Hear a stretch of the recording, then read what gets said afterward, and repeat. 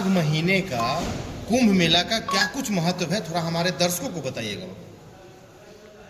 माघ मेले में जो है रामचरितमानस में आया है ना, माघ मकरगत रवि जब होई, तीरथ पति आव सब कोई, देव दनुज किन्नर नर श्रेणी, सादर मज्जह सकल त्रिवेणी, पूजह माधव पद जल जाता, परस अक्षय बट अक्षय दाता।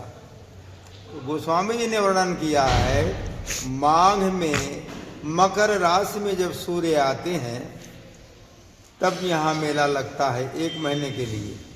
तीर्थ पति आव सब कोई, तीर्थों के भी पति हैं माने मालिक हैं, इसलिए इनको तीर्थराज कहा जाता है। कहते यहाँ सब कोई आता है। कौन? बोले देव देवता लोग आते हैं, दनुज माने दैत्य आते हैं, किन्नर लोग आते हैं और मनुष्य लोग जाते हैं आते हैं। इसके बाद सादर मज्जे सकल त्रिवेणी, त्रिवेणी मैया में जहाँ गंगा और जमुना सरस्वती तीनों नदियाँ हैं वहाँ स्नान करते हैं। फिर परस अक्षय वट और अक्षय वट का दर्शन करते हैं। शास्त्रों में ऐसा नियम है कि जो है प्रयागराज जो है सभी तीर्थों के राजा हैं, इसलिए इनका महत्व विशेष रूप से है।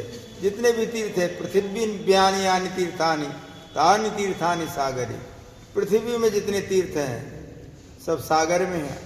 उसी प्रकार ये जो तीर्थराज प्रयागराज हैं, 30 कोटि अर्धकोटि तीर्थानाम वायुरब्रवीत, दिव्य भुव्य मंत्रिक्ष जा तीर्थम में संतु जाह्नवी। गंगा जी का बड़ा महत्व है। शास्त्रों में लिखा है कि गंग अवनि थल 3 बड़ेरे। गोस्वामी तुलसीदास जी कहते हैं अवनि माने पृथ्वी। हे गंगा मैया, पृथ्वी मंडल में आप 3 बड़ेरे माने 3 विशेष स्थान हैं। जैसे संस्कृत में आता है सर्वत्र सुलभा गंगा, त्रिस्थानेषु दुर्लभा, हरिद्वारे प्रयागे चा गंगा सागर संगमे। गंगा मैया का दर्शन सर्वत्र सुलभ है, लेकिन 3 जगह बहुत दुर्लभ है। कहाँ कहाँ? एक हरिद्वार में, एक प्रयागराज में और एक गंगा सागर में। हरिद्वार का मतलब होता है जहाँ से गंगा जी निकलती हैं, और प्रयाग उसका मध्य स्थान हो गया, और गंगा सागर जहाँ समुद्र में गंगा जी मिलती हैं। इसलिए तीनों स्थान बहुत महत्वपूर्ण है। जैसे कोई चीज़ होता है आदि मध्य और अंत, गंगा जी का आदि माने प्रारंभ जो है हरिद्वार से है, मध्य प्रयागराज से है, और मिलती हैं समुद्र में तो वहाँ समुद्र में मिल जाती हैं। इसलिए प्रयागराज का बहुत महत्व है। यहाँ आपने सब देखा ही होगा, पिछले वर्ष जो कुंभ हुआ था, कितना विश्व में ऐसा कोई भी स्थान नहीं है। प्रयागराज में जो भीड़ होती है, 4 जगह कुंभ लगते हैं, नासिक, उज्जैन, हरिद्वार और प्रयागराज। उन सब में जो प्रयागराज का स्थान है इतना विशाल है, गंगा मैया की ऐसी कृपा है। वो भी माघ महीने में मेला लगता है, इसलिए गंगा मैया पूरा स्थान दे देती हैं मेला के लिए। यहाँ साधु संत भक्त गण कथावाचक, यज्ञ पूजन करने वाले, अन्न क्षेत्र चलाने वाले, धार्मिक कृत्य करने वाले, रामलीला रासलीला नाना प्रकार के जो अपने धर्मशास्त्रों में बताए गए हैं, उन सभी धर्म कृत्यों को यहाँ बड़े उत्साह से करते हैं। गरीब दुखियों के लिए वस्त्र है, भोजन है, निःशुल्क में दिया जाता है। पिछले वर्ष जो कुंभ हुआ, करोड़ों करोड़ों कई करोड़ लोग यहाँ आए, कोई भूखा नहीं जाने पाया।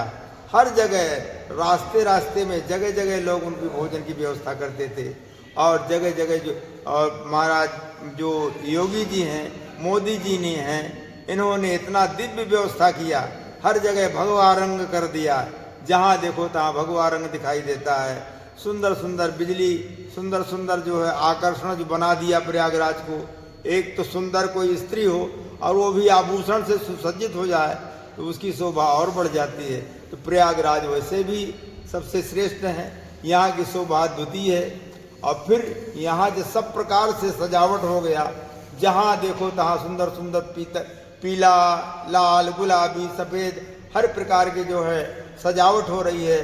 संत महात्मा जगह जगह कहीं धुनी लगा करके अपना जप कर रहे हैं, कहीं कथावाचक कथा कह रहे हैं, कहीं हवन का कार्यक्रम चल रहा है, कहीं कीर्तन चल रहा है, कहीं तपस्वी लोग अपना तपस्या कर रहे हैं, कल्पवासी लोग जो है यहाँ कल्पवास करते हैं, यहाँ गंगा में स्नान करते हैं, गंगा जी में पूजन करते हैं, गंगा जी में तर्पण करते हैं।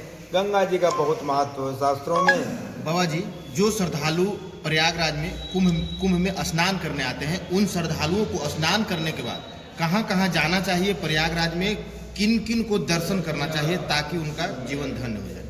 ये प्रयागराज ऐसा स्थान है कि यहाँ से अयोध्या जी भी नज़दीक हैं, इधर विंध्याचल और काशी जी भी नज़दीक हैं, इधर चित्रकूट भी नज़दीक है, ये मध्य में पड़ जाता है। तो जो लोग आते हैं प्रयागराज वो अयोध्या जी जरूर जाते हैं रामलला का दर्शन करने के लिए। और जब से ठाकुर जी वहाँ रामलला विराजमान हो गए तब से अयोध्या की छटा तो और भी दिव्य हो गई। इसके बाद चित्रकूट का दर्शन करते हैं, जहाँ भगवान 12 वर्ष रह करके वहाँ बिना निवास किए और संत महात्माओं से मिले, उनसे सत्संग किए।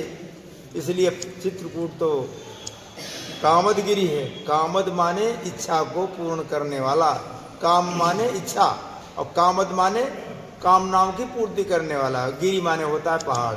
कामदगिरी का मतलब है सभी प्रकार की आपकी इच्छाओं और कामनाओं को जो पूर्ण करे वही कामदगिरी है। तो वही कामदगिरी में जो है जो भगवान निवास किया, इसलिए महत्वपूर्ण है। सत्संगा में स्नान करने से पाप क्यों मिट जाते हैं? आपने शास्त्र यदि पढ़े होंगे, कथा सुनी होगी तो आपने सुना होगा सगर के 60,000 पुत्र थे। तो एक बार जो है उन्होंने घोड़ा समेत जग किया और घोड़ा को छोड़ा। घोड़ा जो है घूमता हुआ आया और कपिल मुनि जो इंद्र थे, इंद्र को जो है ईर्षा हो गई। उन्होंने इस घोड़े को बांध, कपिल मुनि जो तपस्या कर रहे थे वहाँ उनको बांध दिया घोड़े को। और कपिल मुनि जो है इसके बाद जो है लोग परेशान हो गए। उनके पुत्र जो 60,000 पुत्र थे खोजते खोजते जाकर के समुद्र में पहुंच गए। जमीन उन्होंने खोद डाली और देखा तो कपिल मुनि के पास घोड़ा बंधा हुआ था और उन्हें क्या पता कि किसने बांधा है। और वो जो उत्पात करने लगे, वो महात्मा जी को कष्ट कर देने लगे। तो उन्होंने श्राप दे दिया। 60,000 पुत्र जो है वहीं के वहीं भस्म हो गए। फिर उनका उद्धार करने के लिए उनके परिवार में कुल में राजाओं ने तपस्या की। अंत में भागीरथ महाराज जी जिन्हें तपस्या किया, फिर गंगा जी को प्रसन्न किया। गंगा जी जो है, जो ब्रह्मा जी ने कमंडल में जो गंगा जी को रख लिया था, उन्होंने कमंडल से जो है जल गंगा जी को गिराया तो शिव जी के जटाओं में आई। जटाओं में जो घूमते घूमते आकर के फिर जो है नीचे उतरी। फिर जैसे जैसे भगीरथ जी महाराज का रथ चलता था वैसे पीछे पीछे गंगा जी चलती थी और चलते चलते चलते घूमते घूमते जा करके जहाँ सगर के 60,000 पुत्र भस्म हो गए थे वहीं गंगा जी वहाँ प्रवेश की और उनके 60,000 पुत्रों का उद्धार हुआ।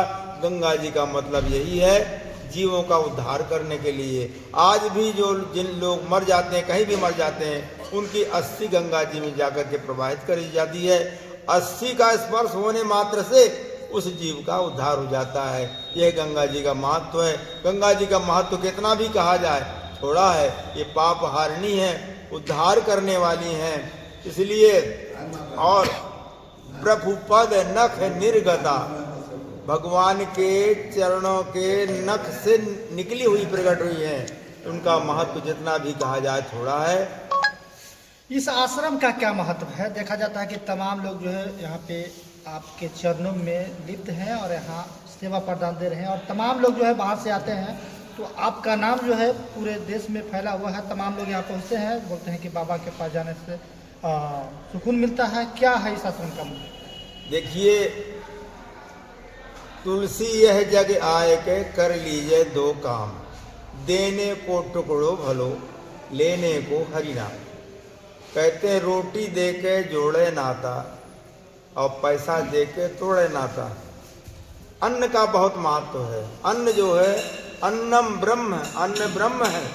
आदमी यदि उसको 2 दिन भोजन न दिया जाए तो उसका सारा वेद पुराण शास्त्र सब ठप हो जाएगा, कुछ नहीं बोल पाएगा। इसलिए यहाँ जो है भूखे दुखी की सेवा होती है। किसी भी समय कोई आ जाता है, उसकी भोजन की व्यवस्था हम लोग, कोई 11 बजे रात में भी कोई पहुँच जाता है तो संत महात्मा पहले से, आजकल तो फ़ोन की व्यवस्था हो गई, दूरभाष से बता दिए महाराज जी हम पहुंच रहे हैं, उनके पास यदि नंबर है बता दिए, उनके लिए रहने की भोजन की व्यवस्था हो जाती है। और वैसे भी बिना पते के भी जो भी कोई आ जाता है उसकी यहाँ व्यवस्था होती है। भोजन यदि तैयार है तो भोजन, नहीं तो ताज़ा भोजन बना करके ठाकुर जी का भोग लगा कर दिया जाता है। इसलिए अन्न का ज़्यादा महत्व है। एक अब आपको हम कथा सुनाई देते हैं। एक राजा था, वह जो है भटकते हुए एक गांव में पहुंचा। वहां जाकर के जो है लोगों ने पूछा कि आप कौन हैं? बोले हम फलाने गांव के हैं। बोले अच्छा, जहाँ का वो सेठ जो है कबूतरों को बाजरा खिलाता है, मतलब जहाँ का वो राजा था वहाँ एक सेठ था, वो 1 कुंटल बाजरा कबूतरों को खिलाता था, इतना धनवान था। तब राजा ने मन में सोचा कि देखो मैं राजा हूँ, मुझे कोई नहीं पहचानता है, और ये बाजरा जो खिलाता है इसको ये लोग जानते हैं। वह तुरंत आया और उसने सूचना दी, सेठ को बुलाया। बोले सेठ जी आज से आपको बाजरा नहीं देना होगा, बाजरा हमारे राजकोष से जाएगा, अन्नागार से जाएगा और कबूतरों को खिलाया जाएगा।